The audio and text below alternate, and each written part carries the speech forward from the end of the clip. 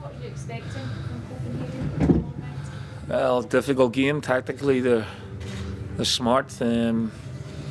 Played here before, we lost. They're very athletic, defensively well organised, good structure.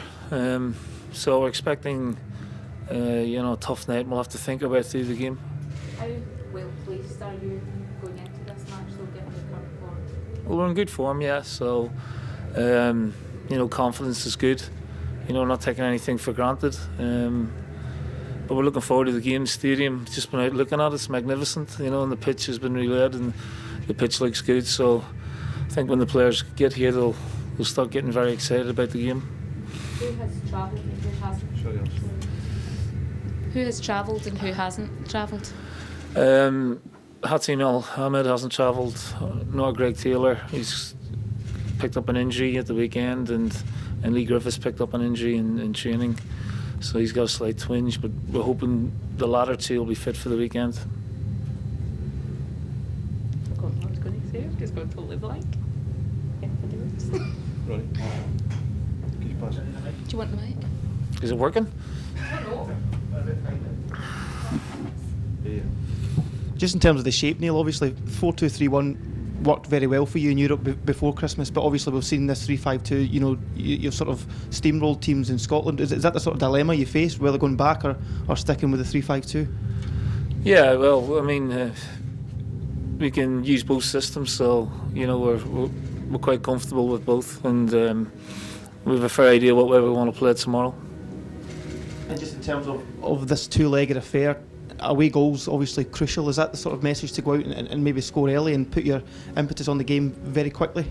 Well, we'll try and influence the game in that way. I think we have to be very mindful of Copenhagen's danger men, and they put the ball in the box a lot. They get the ball good width from the fullbacks as well. They're a strong side and they've got goals in them. Getting an away goal would be fantastic, and of course, that's what we'll be aiming for, to try and take the Glasgow. Can I ask you, Neil, what's pleased you most about the side since the turn of the year? Just their consistency, and the win ratio.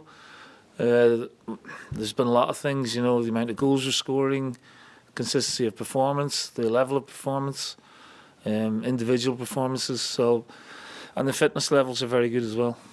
I mean, I guess Celtic are favourites to go through this tie. Is that something that sits comfortably with you? Well, I'm not a bookmaker, so I don't know if we're favourites or not. I think, Copenhagen have great pedigree in Europe.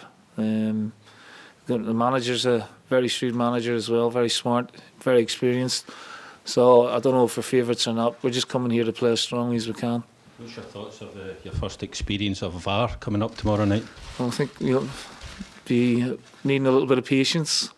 And hopefully not tinged with frustration. So it'll be an interesting concept, because obviously we've not used it before. Do you think that works when you think you spoke about the referee will go to the pitch monitor? Is that the version of VAR that you think works best?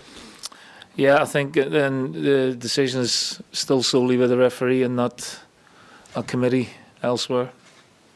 Neil, do you feel ready for the next step? It would be the first time you're in the last 16, if you're able to get there across the two games. Well, we're in good form, so, I know I touched on a couple of injuries there, but, we've got a good complement of players here as well, so